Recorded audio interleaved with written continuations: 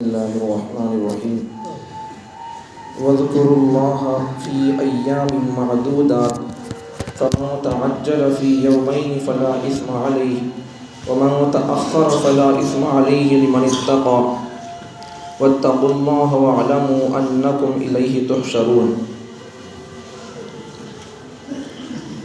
واذكروا الله اللہ کو یاد کرو فی ایام معدودات گنتی کے ان چند دنوں میں فمن تعجل فی یومین بس پھر اگر جو شخص 2 دن میں اپنے احکامات کو مکمل کر کے جلدی جانا چاہتا ہے فلا اثم علیہ اس پر کوئی گناہ نہیں ہے ومن تأخر اگر کوئی شخص 1 دن تاخیر اور دیری کر کے ٹہل کر جانا چاہتا ہے فلا اثم علیہ اس پر کوئی گناہ نہیں ہے لمن اتقى یہ تفصیل اس شخص کے لیے ہے جو تقوی اختیار کرے واتقوا اللہ تم سب تقوی اختیار کرو واعلموا اور یہ بات جان لو کہ انکم الیہ تحشرون تم سب کو اسی کی طرف لوٹ کر جانا ہوگا تم سب اللہ ہی کی طرف جمع کیے جاؤ گے گنتی کے ان چند دنوں میں اللہ کو یاد کرو جو شخص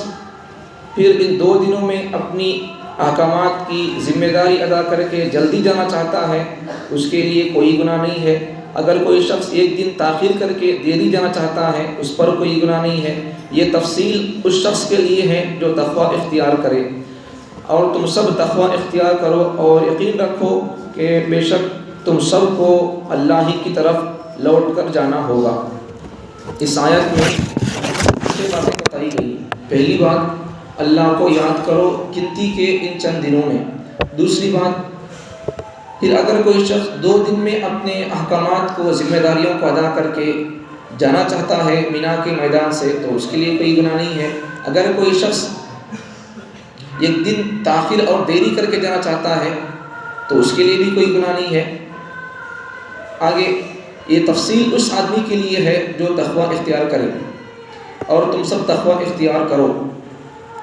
آخری بات اور یقین رکھو اس بات کا کہ تم سب کو اللہ ہی کی طرف لوٹ کر جانا ہوگا اللہ تم سب کو جمع کرے گا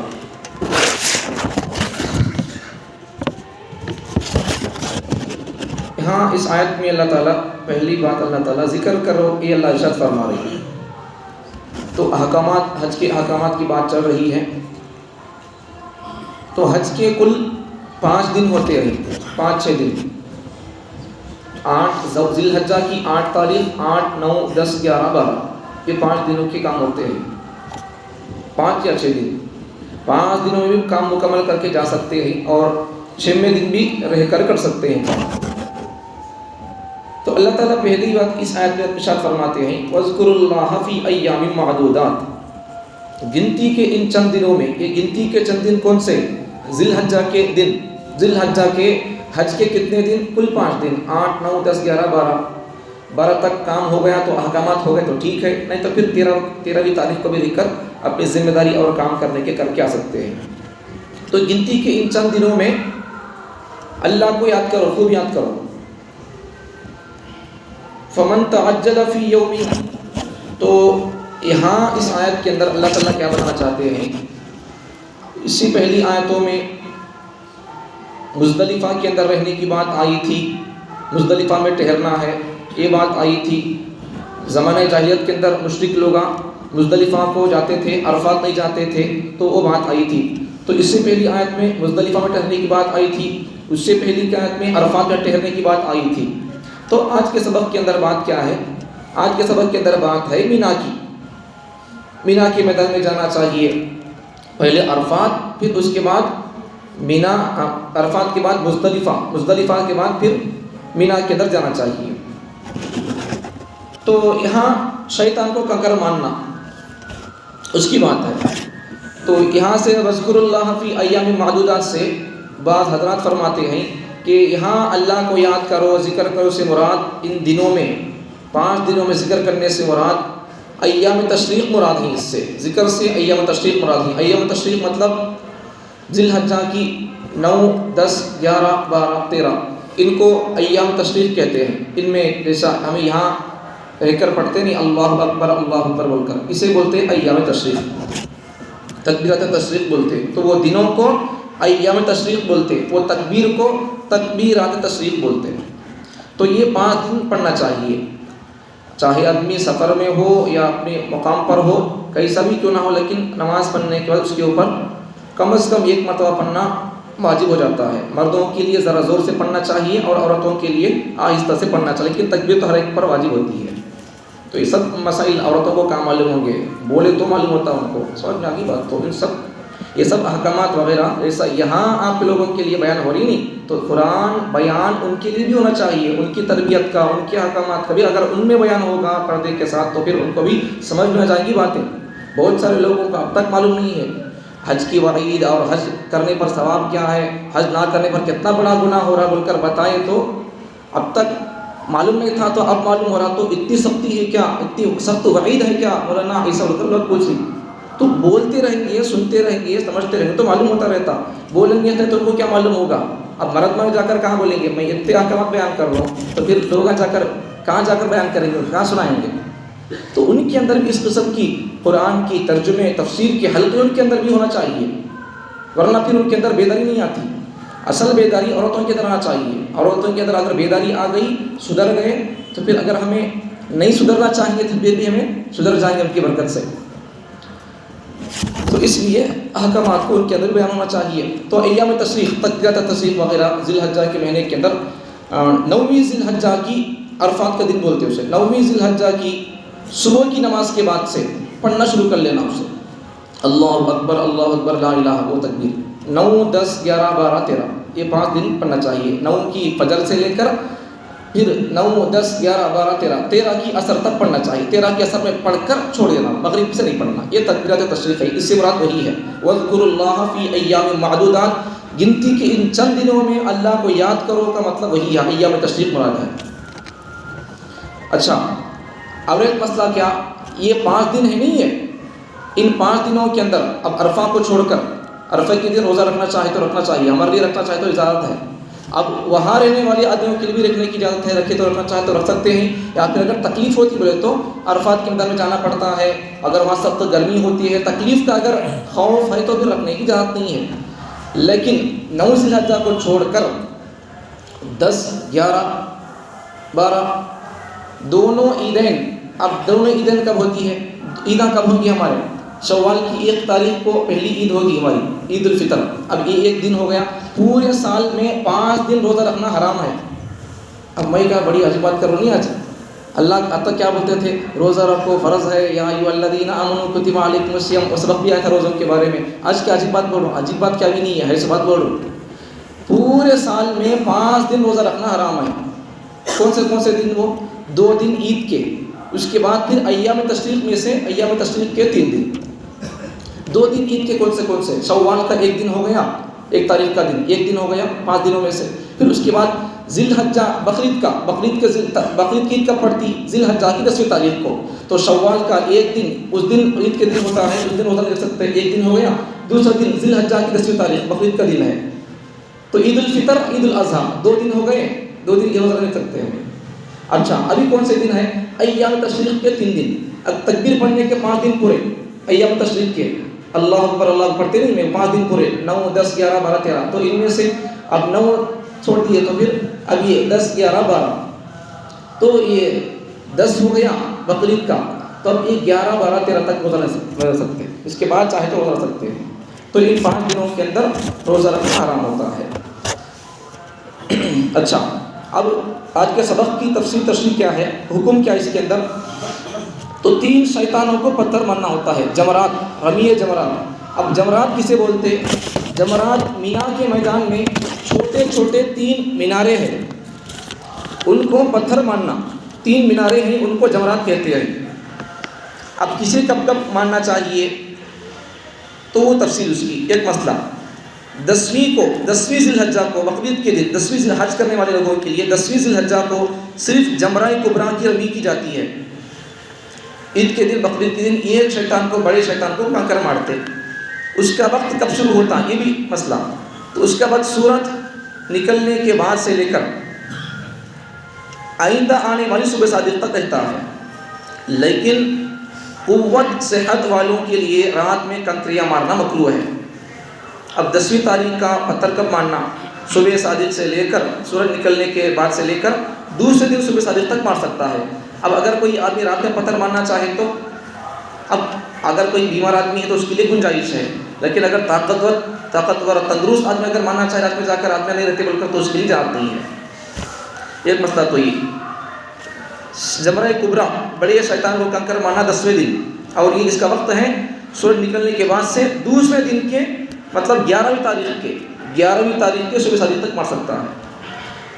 اچھا اور ایک مسئلہ کیا؟ اچھا ایک پتھر ہو گیا 10ویں تاریخ کا جمرہ کبریٰ کا۔ اچھا اور ایک مسئلہ دوسرا پتھر مارنا کب؟ 11ویں اور 12ویں کی کنکریاں مارنے کا وقت یہ کب شروع ہوتا ہے؟ 3 شیطانوں کو کنکر مارنا ہے۔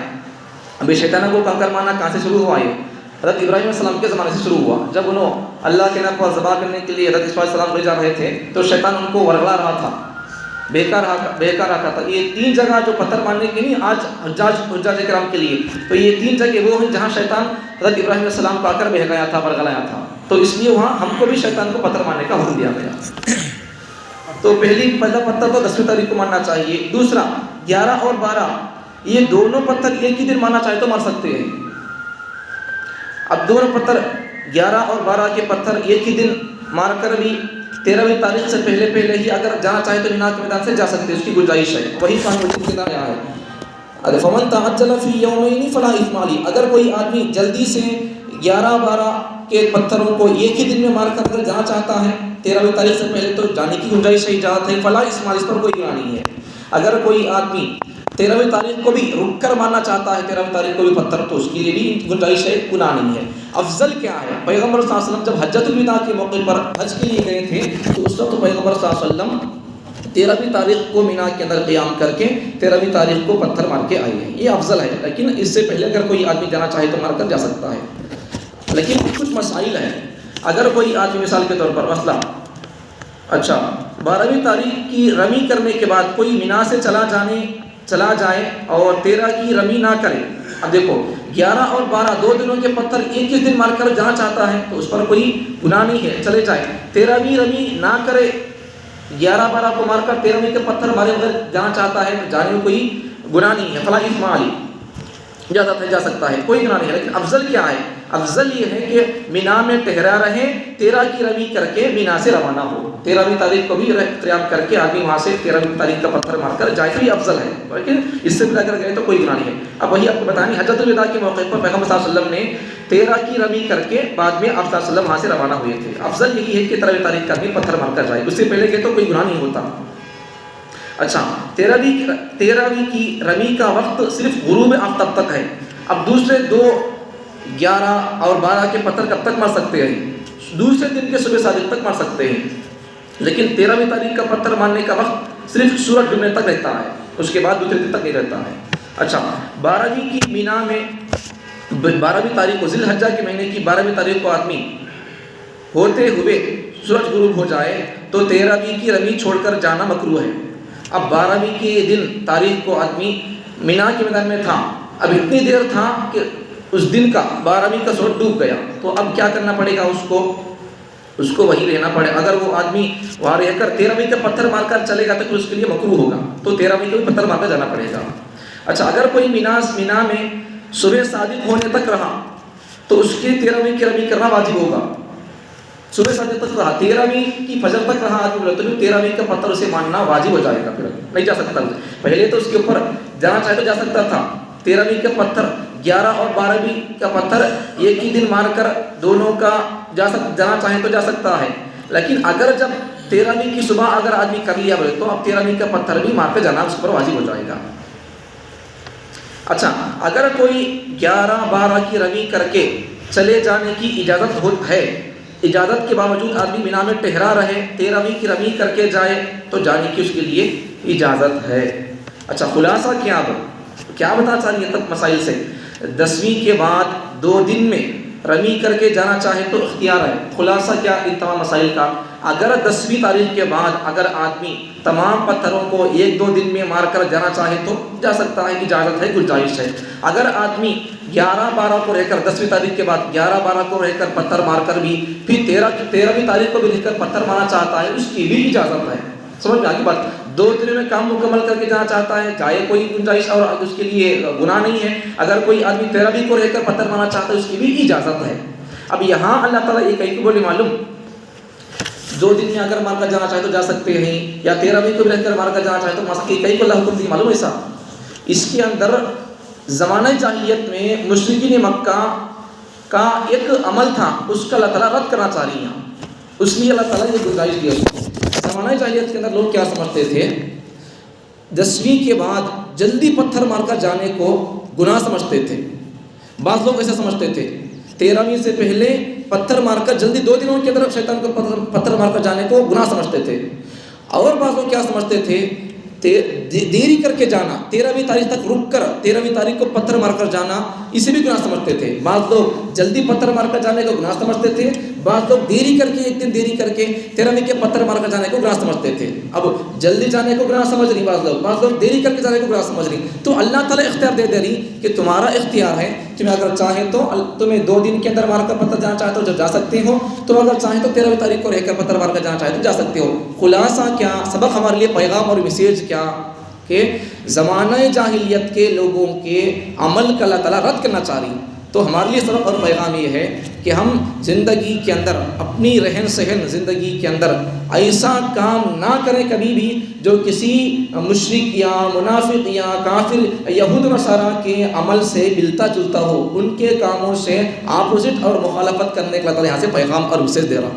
سمجھ میں آ رہی بات؟ تو ہمارے لیے پیغام کیا ہے، غیر قوم لوگوں کے اعمال کو ہم اختیار نہیں کرنا، ہمارے اسلامی کلچر کو ہم اختیار کرنا، یہ سبق اللہ تعالیٰ دے رہے ہیں یہاں سے۔ تو اس لیے برتھ ڈے اب نہیں کر سکتے، کرنا ہمارا طریقہ نہیں ہے۔ کس کا طریقہ ہے یہ؟ عیسائی کا طریقہ ہے۔ اب جیسا کہ 25 تاریخ آنے والی ہے دسمبر کی، وہ لوگ حضرت عیسیٰ علیہ السلام کی پیدائش بول کر انہوں کیا کرتے، کرسمس کرتے ہو۔